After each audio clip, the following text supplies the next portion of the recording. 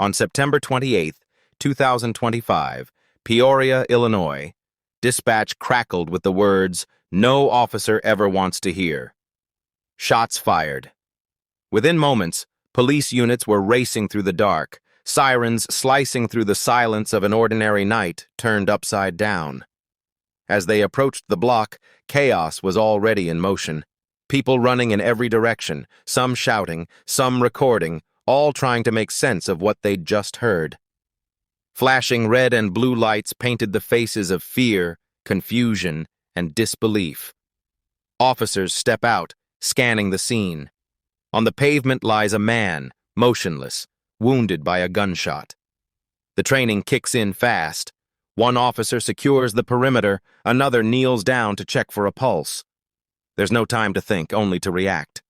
The crowd begins to gather, voices tremble, phones rise, and the tension thickens like smoke in the air. In that instant, every sound matters.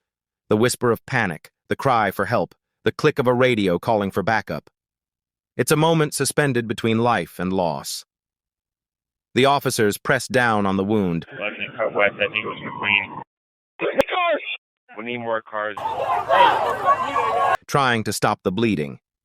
One of them looks around, because in Peoria, like too many cities across America, danger doesn't always end with one shot. The scene is raw, unpredictable, heavy with the kind of fear that lives in silence long after the sirens fade. The moment the officers begin to help the wounded man, the energy on the street shifts. What starts as fear turns into confusion, and confusion turns into chaos. The crowd swells, voices overlapping, some calling for calm, others shouting questions no one can answer. Cell phones are up, lights flashing, people pressing closer, each person trying to understand what's happening but none of them feeling safe. The officers shout for space, but the street is alive with panic. Every second feels louder than the last. Someone yells from the back, another runs forward.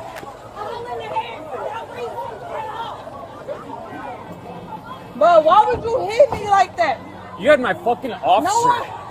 She had me. What the fuck are you talking? Emotions spilling everywhere. The body cams catch fragments, hands waving, tears, anger, disbelief. To the police, it's a scene slipping out of control. To the community, it's another night where trust disappears under blue lights. The air feels charged, like a storm waiting to break. Commands clash with cries, and in that noise, humanity feels lost. You can almost hear the heartbeat of the city speeding up, the fear spreading from one person to the next. It's not just a crowd anymore. It's a mirror of pain, of history, of people tired of seeing moments like this repeat. In Peoria that night, nobody truly saw the same thing, but everyone felt the same fear. Backup arrives fast.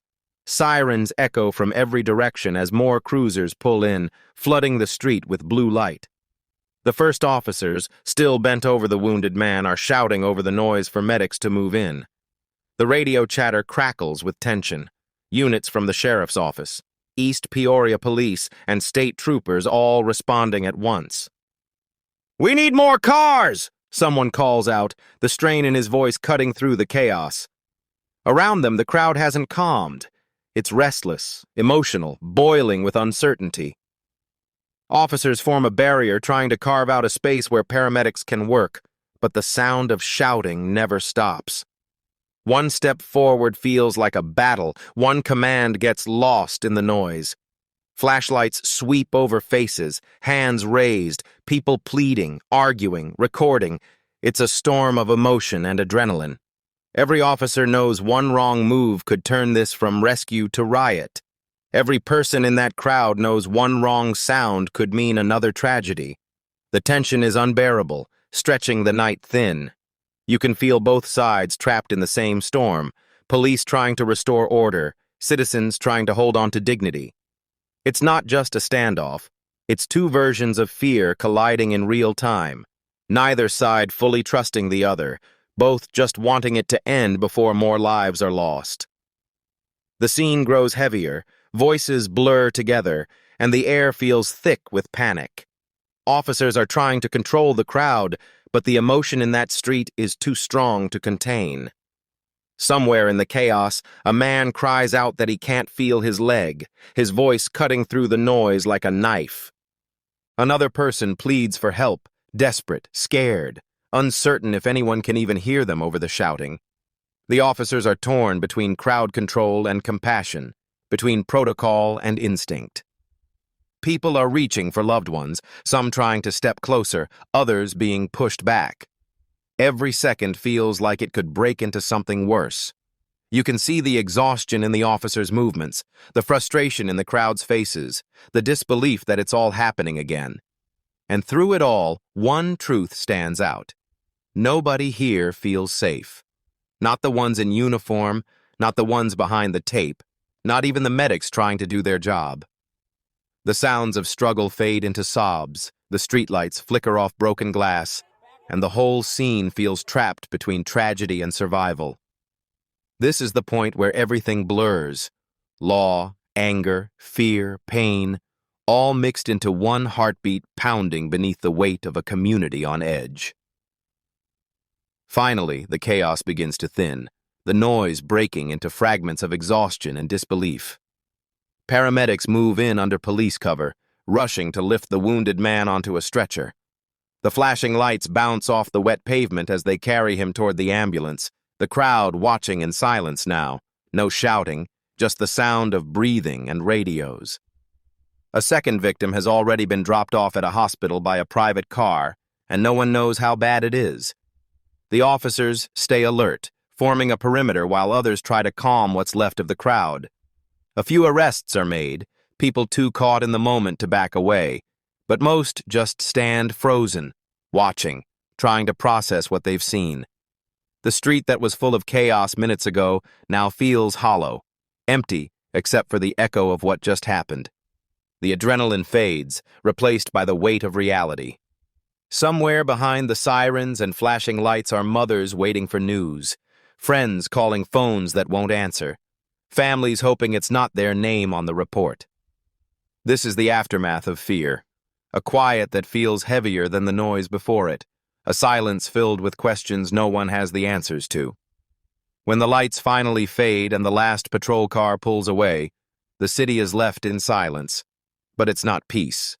It's the sound of a neighborhood trying to breathe again. The cameras stop recording, yet the memory stays alive in every person who stood there. 2 people injured, dozens shaken, and a community once again forced to live with the fear that safety is temporary. The reports will say incident under investigation, but what they won't capture is the pain, the looks exchanged between neighbors, the distrust between residents and officers, the feeling that justice always shows up late. This wasn't just a night of violence. It was a reflection of something deeper, something that's been simmering for years. Every scream, every shout, every command echoed from generations of tension between survival and authority. And as dawn rises over Peoria, it's not victory anyone feels, it's exhaustion. The street is quiet now, but the silence carries questions that won't fade. How many more times will fear speak louder than understanding? How many more scenes like this before someone truly listens? In the end, there are no winners here, just people, broken in different ways, still searching for a way to live without having to look over their shoulder. When the story ends and the streets grow quiet, what's left isn't just tape or evidence, it's memory. It's the weight that every city carries long after the sirens fade. 2 lives hanging between life and death, dozens living with the echo of that night, and a whole community forced once again to face a truth it already knew too well, that fear can live right next to hope. This wasn't just about a gunshot. It was about what happens when trust collapses, when fear becomes a language everyone understands. Every scream, every command, every silence told the same story. People who don't feel safe, and people who don't know how to make them safe. But somewhere inside all that chaos, there's still a heartbeat, a reminder that humanity can survive even when understanding fails.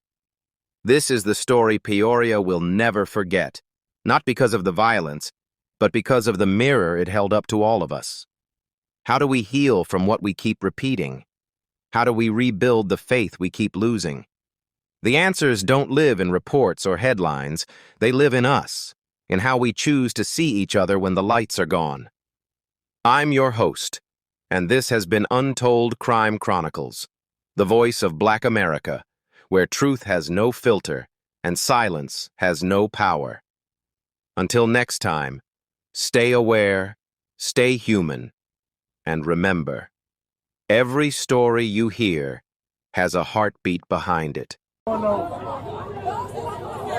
our crime scene. Go! March! You will be...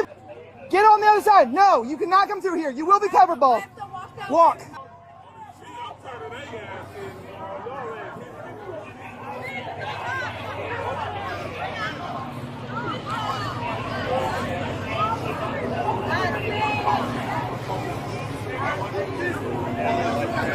Back up on the sidewalk now.